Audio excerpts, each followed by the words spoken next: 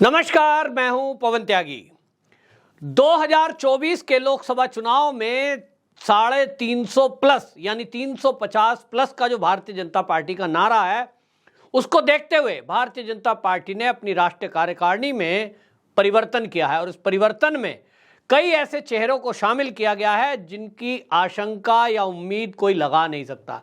ऐसे चौंकाने वाले नाम भी हैं और ऐसे कुछ नाम भी हैं जिनको मैंने पहले से कई बार बोला है, जैसे कि वसुंधरा राजे।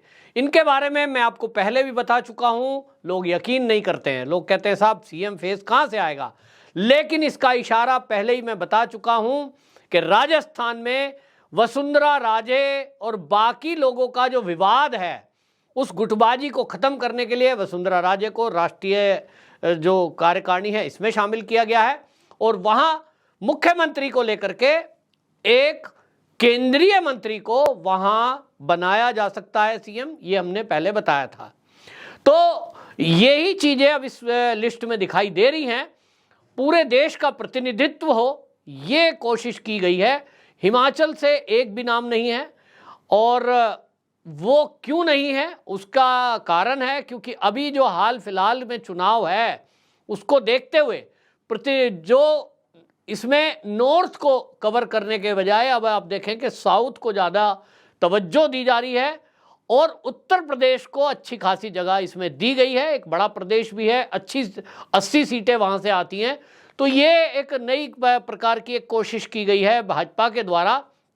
तो यहाँ जो आप कहिए कि अल्पसंख्यक, उन चेहरों को भी शामिल किया गया है और एक क्रिश्चियन चेहरे को भी पहली बार शामिल किया गया है और ये सब मोदी जी के जांचे परखे और खासम खास बताए जा रहे हैं।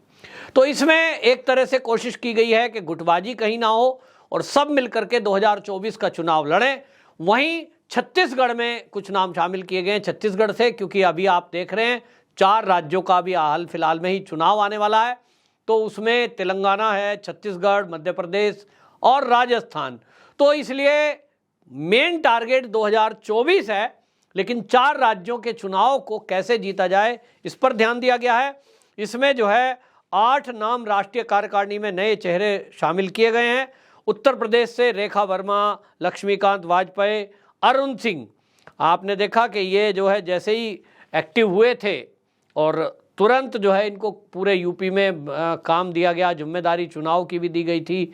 नगर निगम के चुनाव थे, बाकायदा इनको पूरा गाजियाबाद में भेजा गया था और पूरे प्रदेश का इन्होंने दौरा किया था। तो एक समझ रखने वाले हैं, अच्छे अधिकारी रहे हैं। और इसी तरह से 38 केंद्रीय पदाधिकारियों की एक सूची आई है जिसमें 13 राष्ट्रीय सचिव, 13 राष्ट्रीय उपाध्यक्ष, 8 राष्ट्रीय महामंत्री और 9 महासचिव, ये इसमें शामिल किए गए हैं। तो इसमें उत्तर प्रदेश से तारिक मंसूर नाम जो है वो, जैसा मैंने बताया, उत्तर प्रदेश से एमएलसी हैं, उनको शामिल किया गया। वहीं इसमें आपको बताएं केरल के अब्दुल्ला कुट्टी, ये एक नया नाम है और अब्दुल्ला कुट्टी नाम से आप समझ ही गए होंगे, ये मुस्लिम समाज से आते हैं। इनको राष्ट्रीय उपाध्यक्ष जैसा बड़ा दर्जा दिया गया है और आपको बताएं कि ये मोदी जी के खासम खास हैं, यानी मोदी जी के विश्वास पात्र हैं। और मोदी जी की टीम में चाहे मंत्रिमंडल हो, फिर चाहे अब ये संगठन हो, उनका जांचा परखा कोई है तो उस नाम को रखा जाता है। और जैसे आप देखेंगे मोदी जी की तरफ से कोई टीम में यदि मेंबर रखा जा रहा है, जैसे आप मंत्रिमंडल की बात करें तो एस जयशंकर, ये मोदी जी की पसंद है और आप देख रहे हैं कि विदेश मंत्री कैसा काम कर रहे हैं। इसी तरह जनरल वीके सिंह, जो पिछला टर्म और अब का देख लीजिए आप, दोनों कितने महत्वपूर्ण काम उन्होंने किए। पूर्व सेना के वो जो है अध्यक्ष रहे हैं, यानी जनरल रहे हैं और उस जनरल जैसी बड़ी पोस्ट पे होने के कारण सेना की पूरी बारीकियां उनको नॉलेज है, क्या क्या समस्याएं आती हैं वो भी नॉलेज है। मंत्रालय कोई भी हो, मोदी जी लगातार उनसे सलाह लेते हैं और सामरिक महत्व के विषयों पर वो बारीकी से काम करते हैं।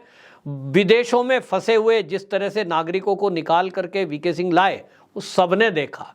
कोविड के टाइम में जिस तरह से हम लोगों ने मदद की, उसमें विदेश मंत्रालय और बाकी चीज़ों का। तो ये मैंने एक उदाहरण आपको दिया कि किस तरह से एक चौंकाने वाला नाम मोदी जी शामिल करते हैं, जिसका परिणाम आने वाले दिनों में दिखाई देगा। इसी तरह आपको बताएं महाराष्ट्र से पंकजा मुंडे, इनका नाम शामिल किया गया। और इनको देखिए आप, जब कुछ लोग पिछले दिनों ये चला रहे थे कि साहब उनको जो है हटाया जाएगा और वो तो जो है पार्टी छोड़ रही हैं, वो तो जो है शिवसेना वालों से मिल रही हैं, फिर उन्होंने उसका खंडन भी जोरदार तरीके से किया था। तो पंकजा मुंडे को राष्ट्रीय सचिव बनाया गया है। और इसी तरह जो आपको बताएं कि ये पूरी लिस्ट है, इस सूची में आप देखेंगे तो आपको समझ आएगा कि अब ऐसा नहीं है कि किसी एक राज्य का ज़्यादा इसमें प्रतिनिधित्व हो या, और जब आप भारतीय जनता पार्टी के कार्यकर्ताओं को देखते हैं तो इसमें आपको ये भी दिखाई देगा कि किस तरह से जो बीजेपी है वो मतलब भाई भतीजावाद खुद आवाज़ उठाती है। इसमें कोई आपको ऐसा नहीं मिलेगा कि किसी का बेटा है इसके कारण से है, कोई ऊपर से सिफारिश है इसके कारण से उसको दिया गया है। जो मेहनत करता है उसको प्रमोट कर दिया जाता है, उसको बड़ी तरक्की दी जाती है, चाहे वो नीचे से आया हुआ कोई कार्यकर्ता हो। और जो काम नहीं करता है वो कितना भी बड़ा चेहरा क्यों ना हो, पार्टी विचारधारा से समझौता नहीं करती।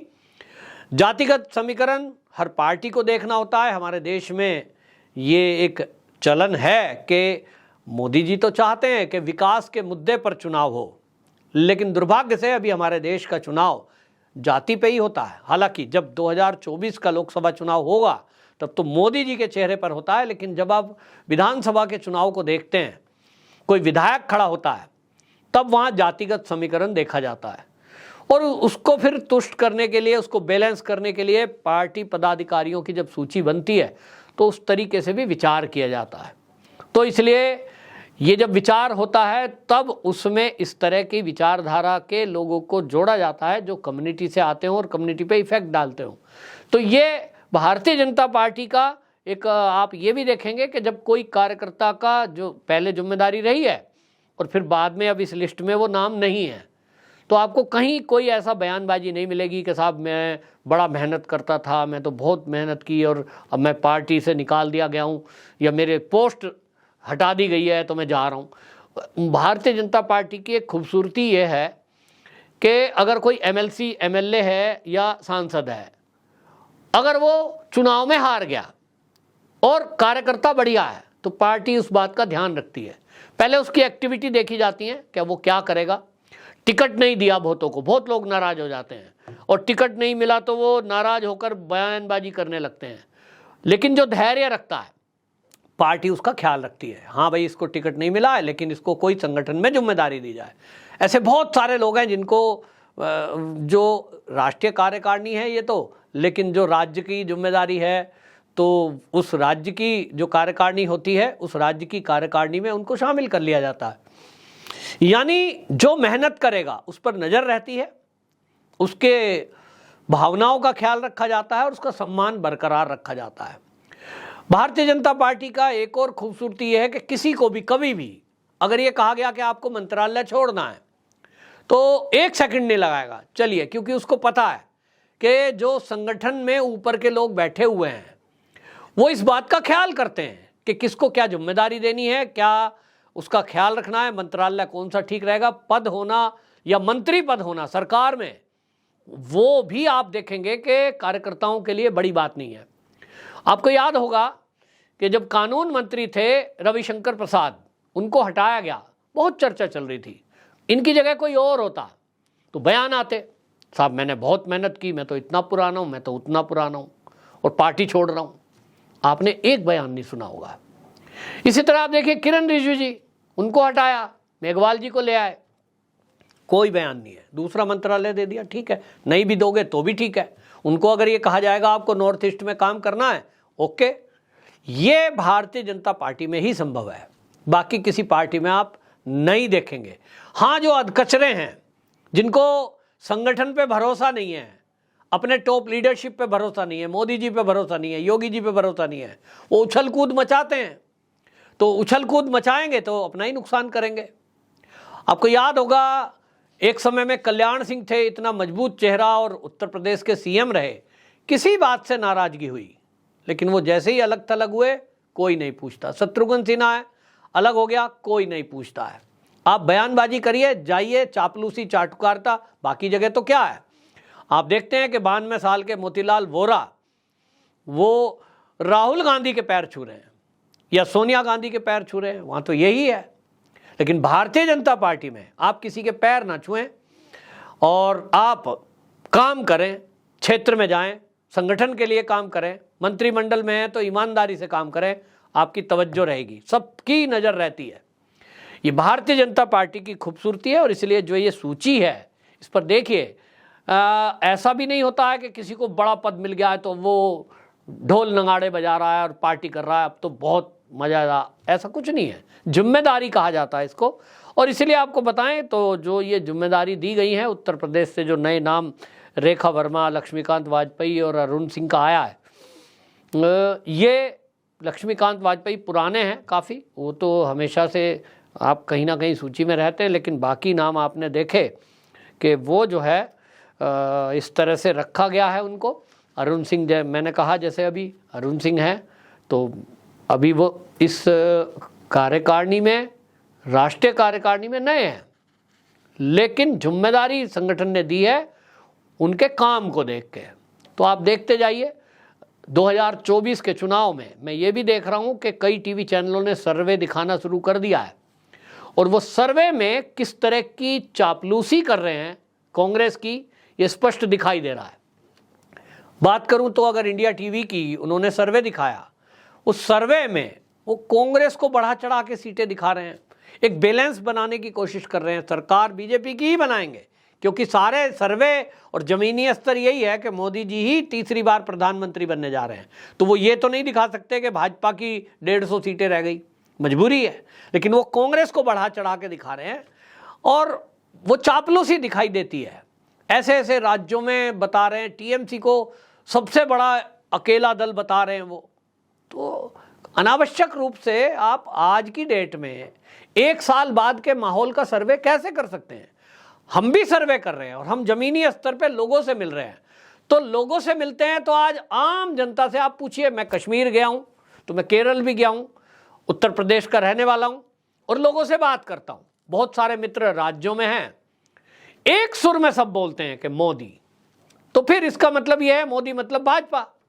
तो अगर इतना लोकप्रिय चेहरा है और सबको एक उम्मीद दिखाई दे रही है मोदी जी में, तो आप कैसे कह सकते हैं कि वो 350 से कम सीटें भाजपा की रह जाएंगी?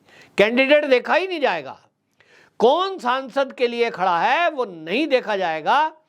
मोदी जी के नाम पर जब वोट पड़ेगा तो निश्चित जानिए कि वो 350 पार करेगा।